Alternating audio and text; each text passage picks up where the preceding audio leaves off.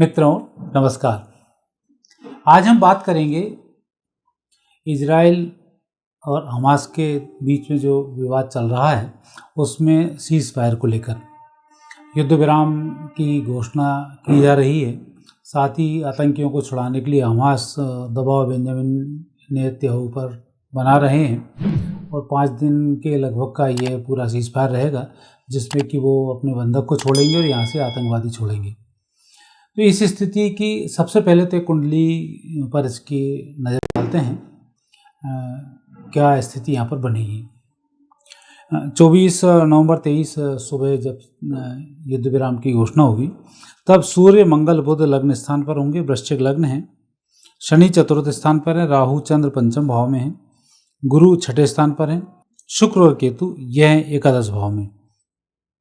तो ये जो ग्रह स्थिति बता रही है यह संकेत तो दे रही है कि ये युद्ध विराम एक तरह से हो सकता है कि गाजा पर इजराइल हमला ना करे, लेकिन युद्ध विराम इजराइल की कुंडली में अभी होने वाला नहीं है, क्योंकि इजराइल में जो मिसाइल हमला हुआ था ये हमला अब जब तक किसी खास अंजाम तक नहीं पहुंचेगा तब तक ये युद्ध चलता रहेगा।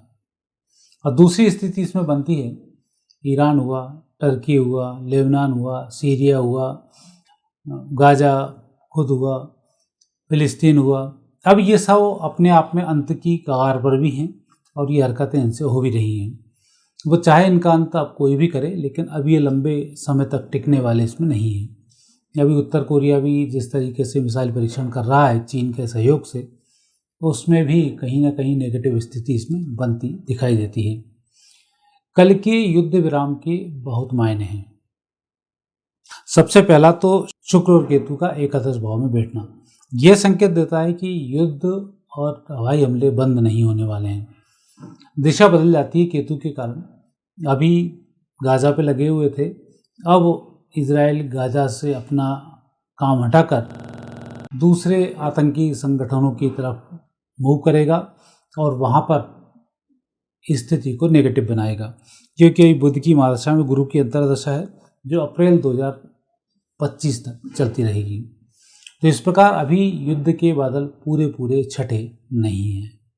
अभी विवाद में हिजबुल्ला, हूती ये 2 आतंकवादी संगठन अभी और आने बाकी हैं, क्योंकि भगवान कृष्ण ने गीता में भी अर्जुन को जब संदेश दिया था तब यही कहा था कि तू चिंता नहीं कर, अपना गांडीव उठा और युद्ध कर। ये जितने भी प्रतिस्पर्धी वहाँ बैठे हुए हैं इन सबकी मृत्यु का मैंने हरण कर लिया है, तेरे को तो सिर्फ श्रेय लेना है। अर्थात जब ऐसी कभी हड़कंप मचती है तो अपराधी तत्व के लोग उछल कर बाहर आते हैं, नियमों का उल्लंघन करते हैं और नियमों को उल्लंघन में मारे जाते हैं। चाहे राम रावण के युद्ध रहा हो, वहाँ रावण ने नियमों का उल्लंघन किया, चाहे कौरव पांडवों का युद्ध रहा हो, कौरवों ने वहाँ पर नियमों का उल्लंघन किया। और जहाँ भी नियमों का उल्लंघन होता है वहाँ हार फिर सुनिश्चित होती है। और यही स्थिति यहाँ भी ये दिखाई अब देती है कि कल का जो सीज़ फायर है ये सीज़ फायर सिर्फ थोड़ा सा ही होगा और विवाद यहाँ पर थमेगा नहीं। अभी कुछ परिस्थिति इसमें ग्रहों के अनुसार ऐसी दिखाई देती हैं। जैसे बेंजामिन नेतन्याहू जी की कुंडली हम देखते हैं तो इसमें वृश्चिक लग्न है, शुक्र लग्न में विराजमान है, गुरु तीसरे स्थान पर है, राहु पंचम भाव में है, मंगल शनि दसम भाव में है, चंद्र बुध और केतु ये हैं एकादश भाव में और सूर्य हैं ये द्वादश भाव में है। और अभी बुध में शनि की महादशा में अंतर्दशा चल रही है। तो ग्रहयोग अभी नेतन्याहू जी के भी ये बतलाते हैं कि इन्हें इस युद्ध में बहुत कुछ करना है और विजयश्री को भी हासिल करवाना है। परिस्थिति है बेंजामिन जी नेतन्याहू जी इतने लंबे समय से राजनीति में है और पिछले 2-3 सालों से राजनीतिक कैरियर में उठापटक चल रही है। वो कब हट जाए कब हार जाए इसका कोई भरोसा नहीं है, लेकिन कुदरत कहीं ना कहीं उन्हें वापस लाकर बिठा देती है। और उन्हीं के बड़े भाई थे जिन्होंने पहले कभी इजराइल के लिए भी बंधकों को छुड़ाए थे और उस सिंपैथी में ही फिर ये वहाँ के राष्ट्रपति जो प्रधानमंत्री बने हैं और सारी स्थितियों को ये संभाले हुए हैं। और अभी भी इनकी स्थिति यही रहेगी। सीज़ फायर का जो उल्लंघन होगा यह भले ही गाजा के आतंकी संगठन हमास वाले न करें, लेकिन दूसरे जो हूती संगठन है प्लस हिजबुल्लाह है, ये इस आग को ठंडा नहीं होने देंगे और अब ये युद्ध 5-6 दिन के लिए मूव करेगा गाजा से हटकर। ये अब लेबनान की तरफ जाएगा और जो हाल उत्तरी गाजा का हुआ है वो अब लेबनान का होने वाला है। और अभी की जो वर्तमान परिस्थिति, इस परिस्थिति में कतर का, अमेरिका का, इनकी इज्जत भी इसमें दांव पर लगी हुई है। उन्हीं के कहने पर यह सीज फायर हो रहा है, अन्यथा सीज फायर युद्ध विराम की स्थिति नहीं बनती। अब जो युद्ध विराम होगा ये सिर्फ गाजा के लिए होगा, बाकी जगह के लिए युद्ध विराम नहीं होगा। और गाजा में अब मैंने पहले भी वीडियो में बनाया है कि जो होल्ड होगा वो होल्ड बेंजामिन जी का होगा, अर्थात इजराइल का वहाँ पर होल्ड होगा और इजराइल की सेना वहाँ पर काम करती रहेगी। साथ ही 4-5 दिन तक जो स्थिति आएगी वो युद्ध टर्न होने वाला है। और अब हिजबुल्लाह की बारी है और जिस तरह से अभी हमास नष्ट हुआ है उसी तरीके से अब हिजबुल्लाह भी बहुत बुरा मारा जाएगा। हो सकता है मेरा वीडियो बनते और आते तक 2-4 दिन का टाइम लग जाता है, तो तब तक तो हिजबुल्लाह की कहानी भी आधी ख़त्म हो चुकी हो या बहुत कुछ हो चुका हो और ये स्थिति यहाँ पर निर्मित होती हुई मेरे को दिखाई देती है। तो फिर इसके बाद हूती आएगा, तीसरे नंबर पर फिर हूती होंगे और उसके बाद ये विश्व युद्ध की और पश्चिमी देश कूदा फांदी शुरू कर देंगे। विश्व युद्ध इसलिए अभी ठंडा नहीं हुआ है, तो आप ये मानकर मत चलना सीज फायर हो गया तब विश्व युद्ध ठंडा होने वाला है, क्योंकि कुदरत से जो एक बार डंडा चालू हुआ तो फिर वो रुकता नहीं है। और जब सुदर्शन चलता है तो चारों तरफ फिर सुदर्शन का खेल होता है, बाकी के सारे खेल नष्ट हो जाते हैं। ये स्थिति अब इसमें बहुत मुझे स्पष्ट दिखाई देती है कि आने वाला समय अभी पश्चिमी देशों के लिए बहुत अधिक अच्छी स्थिति वाला नहीं है और जो भी स्थिति नेगेटिव निर्मित होगी उसमें आतंकियों का ही बहुत बड़ा योगदान होगा। और इसके साथ साथ अभी तो ये स्थिति बन रही है, 2024 का मोदी का जब चुनाव आएगा उससे पहले चीन भी अक्साई चीन में हरकत करना अब शुरू कर देगा और हमारे विपक्ष को थोड़ी थोड़ी चीज़ें पकड़ाता रहेगा कि अक्साई चीन में ऐसा हो रहा है, फिर ऐसा हो रहा है। फिर ये जिस तरीके से विपक्ष ने पहले राफेल को लेकर टेटे शुरू की थी, राफेल राफेल राफेल घपला घपला घपला, चौकीदार चोर, ये सब चीज़ें पकड़ी थी। अब वो नया झुंझुना चीन इनको पकड़ा देगा।